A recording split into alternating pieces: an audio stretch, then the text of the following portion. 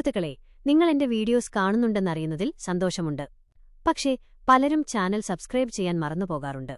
നിങ്ങളുടെ ഓരോ സബ്സ്ക്രിപ്ഷനും എനിക്ക് വലിയ പിന്തുണയാണ്. അതുകൊണ്ട് ദയവായി എന്റെ ചാനൽ സബ്സ്ക്രൈബ് ചെയ്ത് എന്നെ സപ്പോർട്ട് ചെയ്യണേ. അതെ, ഫ്രീ ഫയർ ഒരു കളിയായിരുന്നില്ല, ഒരു വികാരമായിരുന്നു.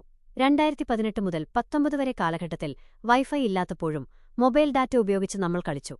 ആ ബുയ്യ കേൾക്കാൻ വേണ്ടി നമ്മൾ എത്ര സ്വപ്നം കണ്ടിരിക്കുന്നു. ഫാക്ടറി, ക്ലോക്ക് ടവർ, ബെർമുഡ മാപ്പ്, അവിടെയായിരുന്നു പല സൗഹൃദങ്ങളും തുടങ്ങിയത്. നീ റിപ്പയർ കിറ്റിട്ടോ എന്നും ഞാൻ സ്നൈപ്പറാടാ എന്നുമൊക്കെയുള്ള സംസാരങ്ങൾ നമ്മളെ തമ്മിൽ കൂടുതൽ അടുപ്പിച്ചു. ലോ ആൻഡ് ഫോണിൽ പോലും കളിക്കാൻ കഴിഞ്ഞിരുന്ന ഒരു ഗെയിമായിരുന്നു അത്. പബ്ജി ഞങ്ങൾക്ക് വേണ്ട, ഫ്രീ ഫയർ മതിയെന്ന് നമ്മൾ പറഞ്ഞിരുന്നു.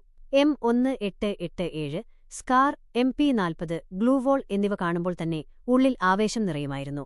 എലീറ്റ് പാസ് വന്നപ്പോൾ ഡയമണ്ട് ടോപ്പപ്പ് ചെയ്ത് അതിന്റെ ബണ്ടിൽ കാണിക്കാൻ ലോബി പോലും തികയാതെ വരുമായിരുന്നു. പിന്നീട് ഫ്രീ ഫയർ മാക്സ് വന്നു.